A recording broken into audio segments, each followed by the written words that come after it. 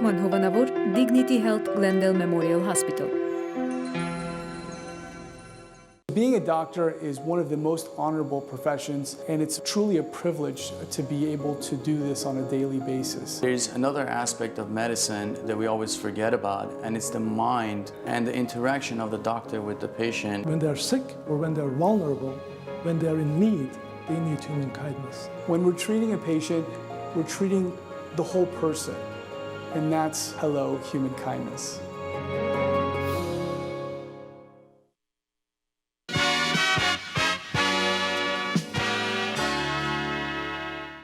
Բարի երեկո սիրելի բարեկամներ։ Այսօր ունենք շատ հետաքրքրական հայտակիրը, որ իսկապես յունիկ է իր առումով։ Երկու թեմաներ, դարբեր թեմաներ պիտի միացնենք եւ այդ մասին պիտի խոսենք։ Առաջին թեման է Ամերիկյան համալսարանը Երևանի մեջ, AUA, American University of Armenia։ Երկրորդը այս 4 օրվա պատերազմի ազատամարտիկներին մեկը, որ աշակերտ է համալսարանի մեջ եւ այդ մասին պիտի զրուցենք։ Սո մեր հյուրն այսօր Arman, Vardanyan, ուրախ ենք, որ ներկայ եք մեզի հետ։ Նմանապես շնորհակալ եմ։ Խնդրեմ։ Խոսենք համալսարանի մասին, եթե գուզես անգլերեն խոսիլ, անշուշտ ավելի լավս կա։ Tell me a little bit about the university. Ինչ է այս համալսարանին overall բանը։ Ես կապար շատ քիչ ունիմ. I have little knowledge about the Armenian University. Yeah, great. Well, first of all, I'd like to thank you for hosting me on your show, and I'd like to talk about the American University, saying that it was founded in 1991. We all know that Armenia went through a lot of hard times from the Soviet Union times, and then the earthquake happened.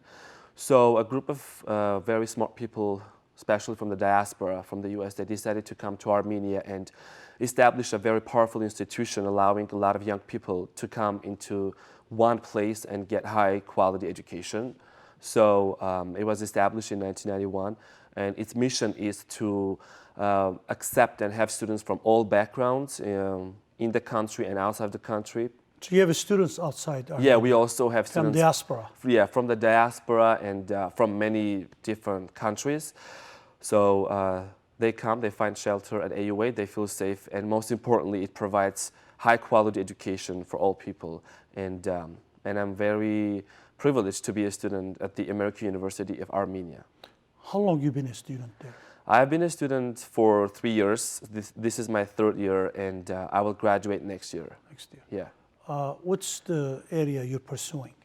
I am majoring in English and communications with the track of public relations. Public relations, that's Yes. what I was looking. Yes. So you want to be in public service?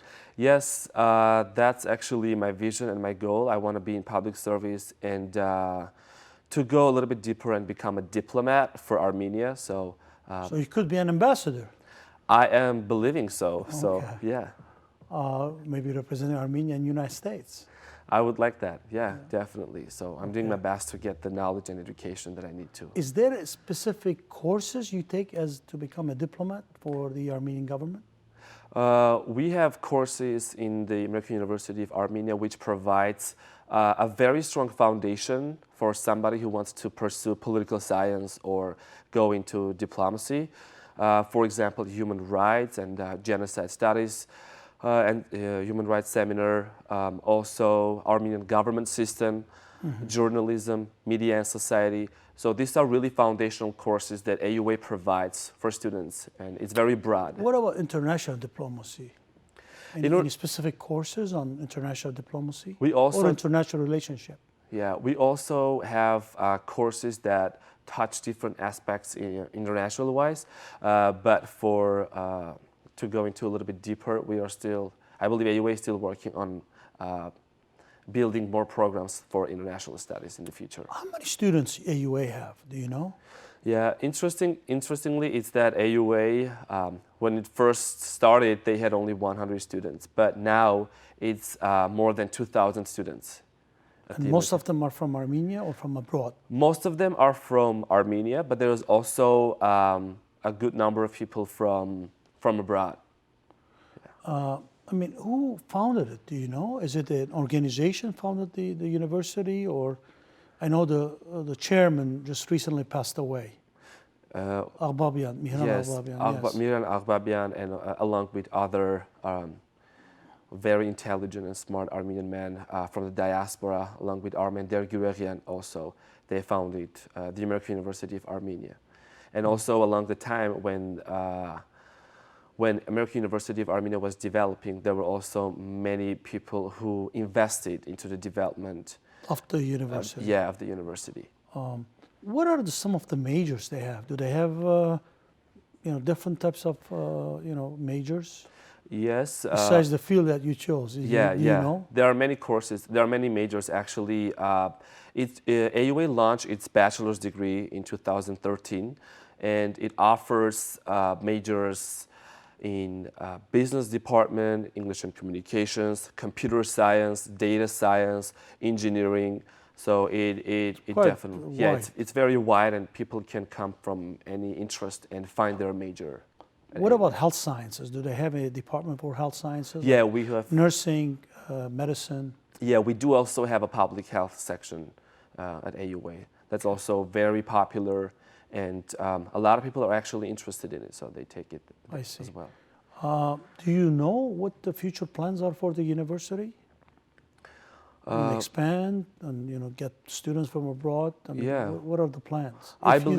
I believe that as I've seen so far, AUA has always been open to all the people from all backgrounds, and AUA will continue to embrace diversity and to bring people into it, educate them, and make great leaders for their countries.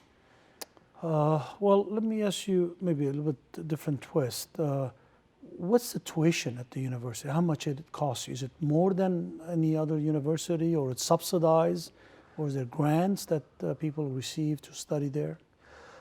Well, first of all, AUA offers a really high quality education and also really good accommodation and facilities in the campus. The tuition fees may vary from other universities as well.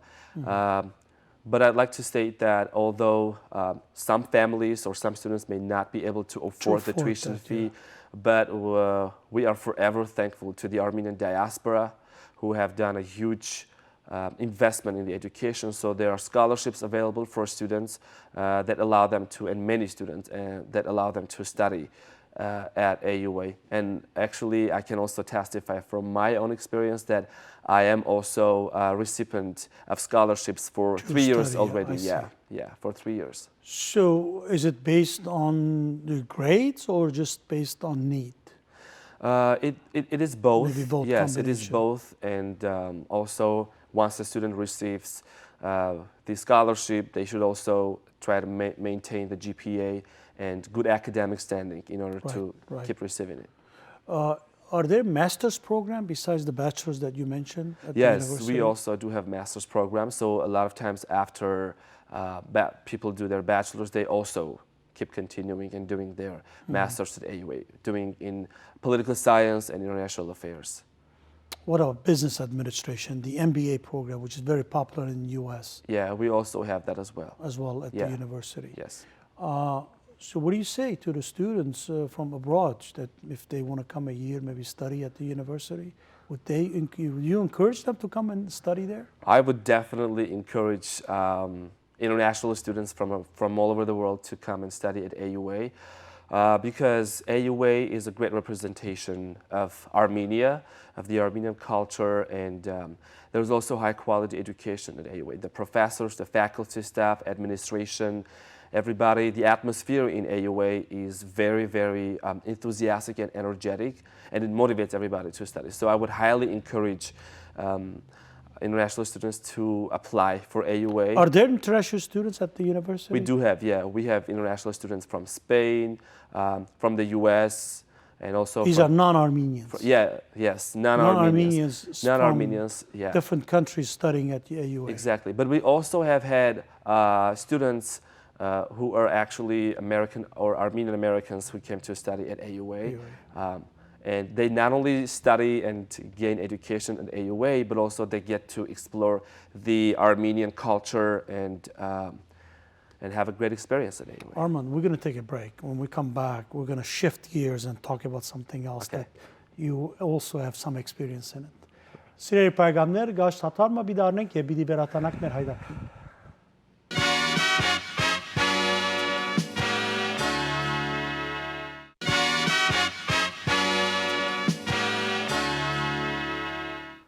Սիրելի բարեկամներ, այսօրվա մեր հյուրն է Arman Vartanyանը, որ ոչ միայն AUA-ի աշակերտ է, եղած է ասկային ազատամարտիկ, ասենք։ So Arman, the segment-ին անգլերեն խոսեցանք, հիմա shift-ի է դնենք անգլերենի։ You were a warrior, right? You were in the army. Yes.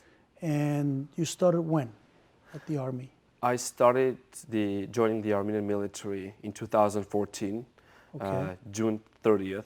And also I'd like to mention that in Armenia, it's mandatory. Mandatory. So it was your mandatory Yes. segment that you wanted to go to Exactly. the army. So at the age of 18, I received the note to join the military for 2 years. And you joined the military. I did. Yeah. Where's the area that you specialized?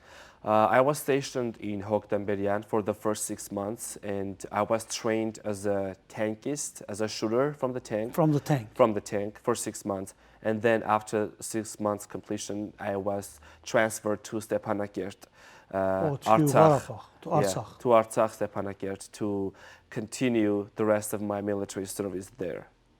Okay. You were during the 4-day war in Stepanakert. Yes. How did you find out that there's something going on? I mean, you got to start people shooting at you. Yeah. When was that moment you realized, oh my God, we're at war? Yes, honestly I still remember that day when we were sitting in the dining hall and we were having breakfast. And So it was early morning. it was early morning. We were having you were having breakfast. What did you hear? Yeah, we heard a long alarm going off, and we thought it was maybe an exercise or a drill or something. Drill. Yeah. But we went to our military buildings and we grabbed our backpacks and weapons and ran to our Thanks. tanks and armed vehicles. We thought maybe it was a drill, but then we were commanded to actually start the engines and go out of the area of the base. military base. We had to evacuate it within 1 hour. And then we started going to the direction of Aghdam in the city of Stepanakert. And it was very heartbreaking actually to see the people crying and weeping and mourning in the streets, not really wanting this to happen, but we had to go. So your tank was driving from Stepanakert to Aghdam. Aghdam is at the border with Azeris? Yes, it is the border. It is the area where we have our concentration spots. So Right. But not only you, other units also. other were units going. also, yes, were other going. military units as well. And you just started the war, the 4-day war. Yes, we started. It actually started like earlier during the night, but we got the command early in the morning. So we went there, and then we were waiting for any moment for all the commands that were to be made upon us to act according to it. So we were waiting. So did you start shooting at the Azeris? I mean, how did you start this whole thing? The whole thing was that we could hear them shooting us, and we also back to them. But the thing is that we were the reserve, so we were a little bit behind the front line, a little bit behind until we would get there. So we could hear all the bombings and shootings back and forth. At the front line? At the front line. At Aghdam? Yes, at Aghdam. And it was very loud, it was very cloudy, and yeah, it was scary. Did you have any of your colleagues got shot or got killed in these 4 days? I have to thank God and say that no. Your unit was safe? Yeah, my unit was safe. We were safe at that point, but we were also at the risk of immediately going to the very front at any time if we were commanded to. Mm-hmm. But you were not commanded to go to the front? We were not you were immediately there. commanded. So how did these 4 days pass? I mean, 4 days when there's active shooting is like eternity, forever. Yeah. It actually seemed eternity, the 4 days. I remember being in my tank, sleeping in my tank, waking up in my tank. Eating at the time. Yeah, well, not really being able to eat because for the first few days, the truck that was supposed to get us food, it was stuck in the mud. So they So were you couldn't bring your food. so they couldn't bring us food, but we had some dried bread in our tanks. And so we had that. Also, I think Mother Nature helped us, so we were able to drink some rainwater on our tank because it had been raining overnight, and we were able to to get quench our- some of the water Yes, that way. to get So your food supply couldn't get to you. not immediately because it was raining and the weather conditions were really not allowing that to happen. So And that was not you, everybody else. Every other yes, unit. everybody else there. But then it passed after a few days. But yeah. Okay. Did you guys ever went beyond the front lines, or you stayed at your where your designated area was? We stayed in our designated area for some time, but then we were commanded to move a little bit Further. a little bit further, and then there was a time when we were commanded to stop. Stop there. Yeah, but we were not that far, so And you could literally see the Azeri soldiers over there. from a very far we could. Yeah. From very far we could, yes. And were they shooting at you, the Azeris? Not directly at us, but we could hear that there were shells or bombs that happened to be a couple of mountains right close to us.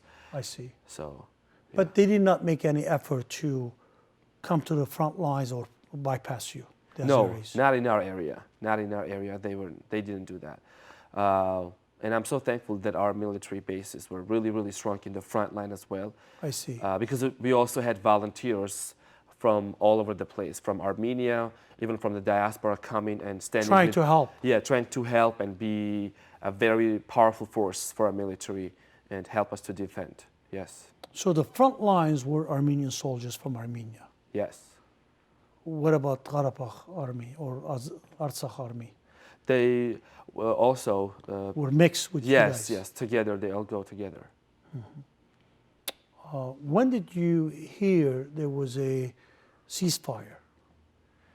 Because after 4 days there was a ceasefire and the shooting, active shooting, kind of stopped. I Because think, you were stuck there for 4 days, right? You Yes. couldn't leave. Yeah. You couldn't go anywhere else. exactly.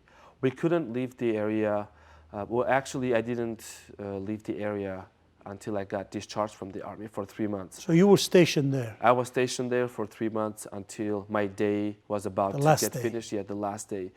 And so we were there, and about the ceasefire, we were anxiously waiting actually to hear that there would be some actions taken for stopping all these bombings and shootings back and forth. So after a few days of the 4-day war, we And heard you about were it. 18 years old, right? Yes, I was 18 years old. 18-year-old serving at the front line, being shot at, and you didn't know you're going to make it, you're going to live, or you're going to stay like today and tell us the story. Exactly. The feelings that I was experiencing in those times sometimes are just indescribable. Fear, anger, desperation. But honestly, I came to a point where everything turned into a sense of appreciation in my Of life. of life, of everything that I was able to create in my 20 years, 18 years of existence, and my loving family, my friends, my community, AUA, and I was thankful for everything that I had been able to achieve. But did you have any sense when these 4 days were going, how long this going to go on, or is this going to be forever, or am I going to get safely out of here? Yeah. I mean, you had probably some strong feelings of, In the beginning, there were times when I felt this was not going to end. I felt that I would probably not even be able to go back home for a long time, even beyond my military 2 years of service. So I was experiencing mixed feelings and all that. But after some time, feelings settled, and once we stayed in our designated area, I got used to the environment. I got used to everything, the schedule, and yeah. Arman, we're going to take a break. Okay. Unfortunately, part of our job is to take a break. And when we come back, we'll talk a little bit more about your experience and how this thing ended and you're here today. Yeah.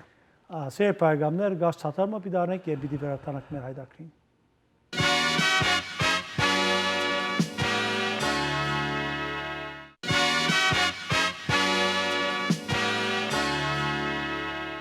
Սեր պայգամներ, այսօր մենք կզրուցենք Արման Վարդանյանին հետ, որ իսկապես հերոս տղամն է, ծառայած է մեր բանակին եւ հայ ժողովրդին եւ Ղարաբաղի ճակատագրի 2016-ի պատերազմին։ Arman, when you were fighting, saying let's go back to English. When you were fighting at those moments, when you were in the tank, you ever thought, am I going to get out of here alive and be at home? Or even be here today and be interviewed? Exactly. What was the feelings? There was a lot of feelings, actually. I would not imagine about this day, even about the day that I would go back, because being in a tank, being covered all in iron, and hearing all the shootings and bombings and everything, I realized that this was not a movie. This not a movie, it's a this real was the thing. reality. I was So you're not watching a movie that's being shot at. Exactly. I was in it, and there was no way out. But also, I came to a point when I came to myself and I said, "This is what I've been trained for, and I'm Armenian. I represent my country, and if I'm going to die, if this is the place where I'm going to lose my life, this is going to be for my homeland, for Armenia, and for my people." And I feel very proud of that. And that motivated me to actually not to survive through all of this war, but to thrive all of it.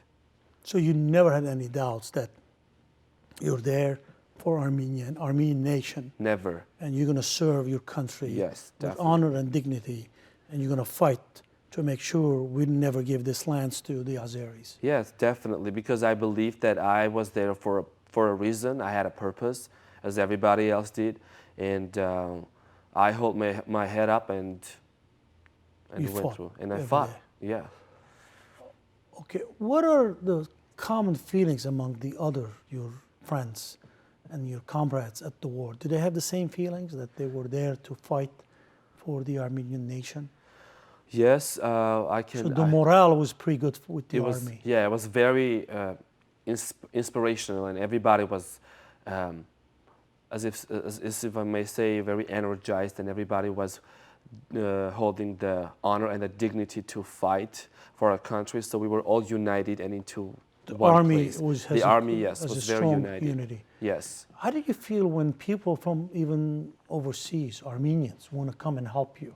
Didn't that make you so proud of our nation? Definitely. To actually mention about that, it was the highlight of our days when we would hear that people from the diaspora, from all the place, they would come and volunteer to be with us physically there, or they would make huge investments or send care packages to us. That would mean the world to us, because we felt that they had our back and we were all secure, and they just motivated us to move forward and to fight and to conquer. Did you have enough, I know the first day the truck couldn't come, I understand, but do you have enough ammunition, food, everything you need to fight the war? Yes, later on, when everything kind of settled down, we did have enough food and the supplies and everything that was needed. And I would also say that was due to both the military's help and also the Armenian people and the diaspora, that they provided such huge supplies and investment for us. So you were feeling good that the Armenian nation came to your help. Definitely. And the soldiers really felt good that they're not alone. I mean, the entire nation is behind you. Yeah, that was huge. When did you hear the fourth day there was a ceasefire? What day did we hear about it? The fourth day, at the end of fourth day. At the end of fourth day. Who told you? Your commander? Yeah, our commanders, our officers, they told us about it. We were told that there was the ceasefire, although a couple of shootings and bombings would happen on the way throughout the time, but it wasn't as bad as before, because the kind of calmed down. Yeah, it was kind of calmed down, because the 4-day war, it was very, very, very intense, very intense. But you never got a order saying move forward to the Azeri lands. You pretty much kept that main line of contact, right? We did. Well, specifically our military base we were the backup, the reserve. So there were also many more bases, military bases, that were directly fighting from the front line. So, but we all had the collective responsibility to be there anytime and to wait for any command to take action. Okay. Now, I'm going to ask you, you have these signs. Okay, let's talk about the first one. I see the Armenian flag, right? What is that? What does that represent? This represents as a... Let's see it. Yeah. This one. What does that mean? This represents as a crew of the tank. Okay, you're a part of the tank Part of the crew, tank. So that's your usually. medal for that tank. Yes, this is for a successful completion of the 6 months training in Vardanyan military ground as a tankist. I received that after 6 months. And this is called the Excellent Soldier, Banaki Gerazantsik. This one I received after displaying very qualified and successful performance in shootings and answering all the questions that were about military service. Now, once you got the war under control, will you move back to Armenia, or you stayed at the front lines there till your time was over at the army? When our time was over in the army, then we were discharged and sent back to Armenia. Armenia. Yes, so I came back home, Yerevan. Yerevan. Okay, let me ask you this crucial question. God forbid, and I hope and pray never happens. If there's another war, would you go back and fight?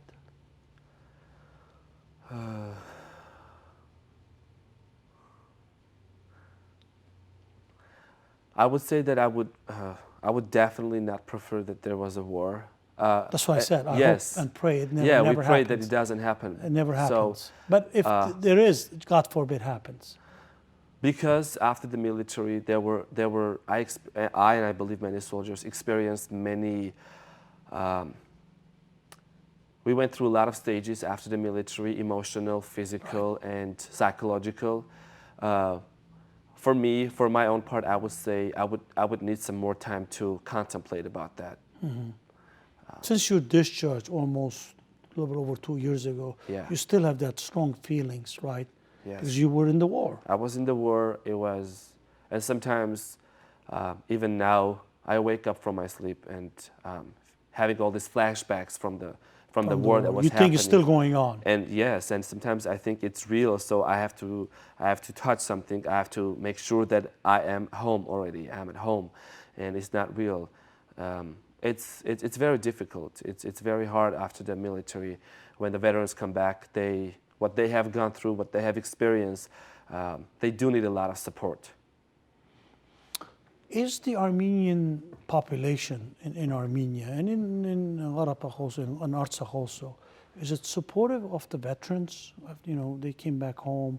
I mean, because part of the problem in this country, when the Vietnam War and people came back, they kind of looked down on them. They didn't accept them.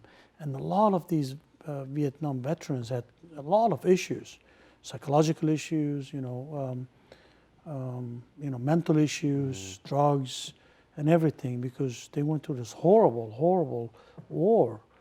I hope none of that is with the Armenian soldiers. They have good support system among their families and the Armenian nation. I'm glad to mention that family is the core of the Armenian nation, and families are usually very supportive of their sons who return from the military most of the time. So after the returning from the military, a lot of soldiers, they experience drawbacks and emotional and psychological issues that may also happen, especially because of the war, those who were in the war. I would say that the Armenian population in the country, and every Armenian, they were very appreciative of every one of us. They were very thankful to us that we served, that we fought, we protected. We were the gatekeepers of our country, so they appreciated that. However, based on my own experience and also observing, I would say that there is a very huge need for a specialized support system for the returning soldiers, for the veterans, psychologically and socially. We're going to take another break. When we come back, maybe we'll shift gear again, go back to AUA and your days as a student. See how that's different from being a military guy. Սիրելի պայմաններ, գաշտատարմը վիդարենք եւ վիդի վերատանանք մեր հայդակրին։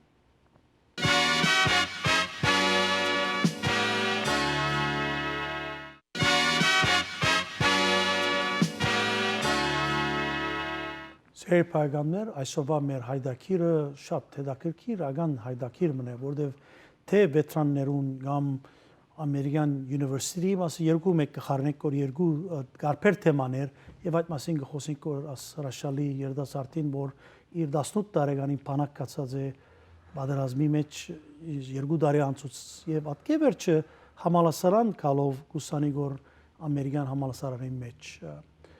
So let's shift to English. Let's. You're a student. I'm a student at AUA. AUA, you're a proud student. Yeah. When are you going to graduate? I'm going to graduate next year, Next 2020 May.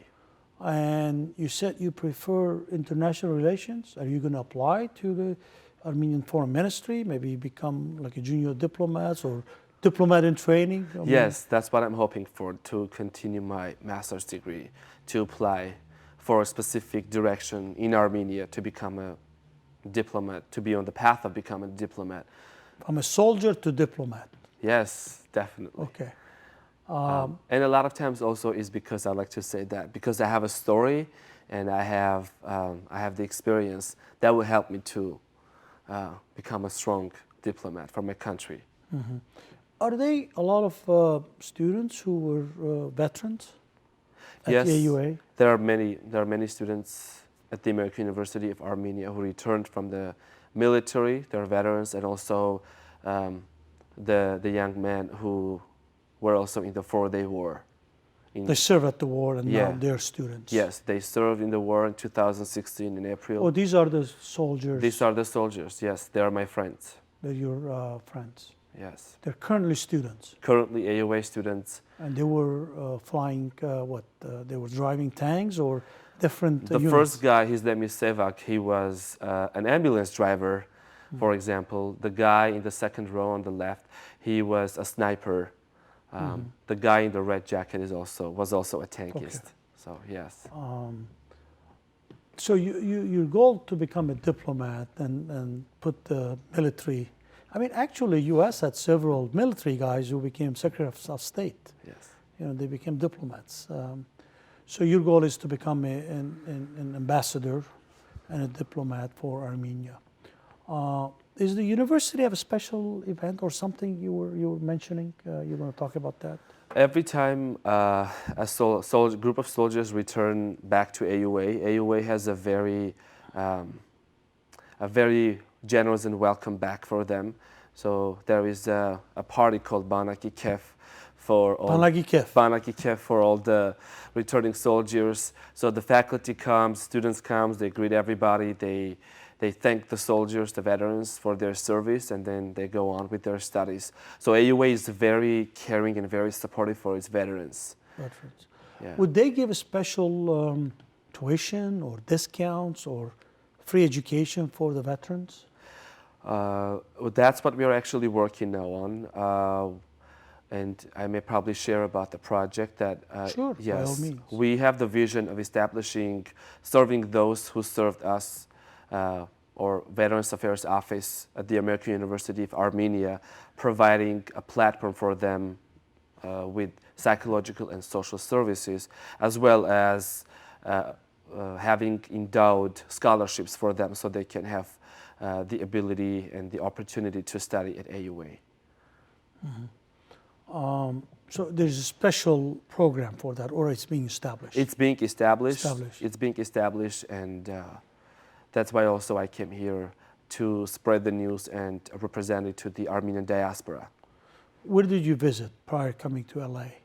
Prior coming to California, I was participating in a summit called Global Engagement Summit in Chicago, Illinois. I was there for a week, and 18 international delegates from all over the world came to present a project. My project was about establishing the Veterans Affairs Office at AUA. And we were trained, we were mentored, and given skills how to implement it. And after that, I came to California. I was in San Jose and in San Francisco as well. We went on Mount Davison on April 24th, talked about, I gave my speech about the Armenian genocide and also the giving thankfulness to the Armenian diaspora for their support. And now in LA, we have been at different events and also shared the project with many people. If someone wants to help from diaspora, what are they supposed to do? First of all, Since you visit all these cities, yes. especially the Armenian Americans, if they want to help, how do they help? How could they help? First of all, it would be very, very helpful, and we would be so much grateful when the Armenian diaspora helps us. And I would like to express my gratitude to everyone who helped us so far in every way. They have done huge investment, especially in AUA and in every areas. There is a special website that we have actually launched, because we launched a campaign on April 1st. It's the veterans.aua.am, and the website. Say that website one more time.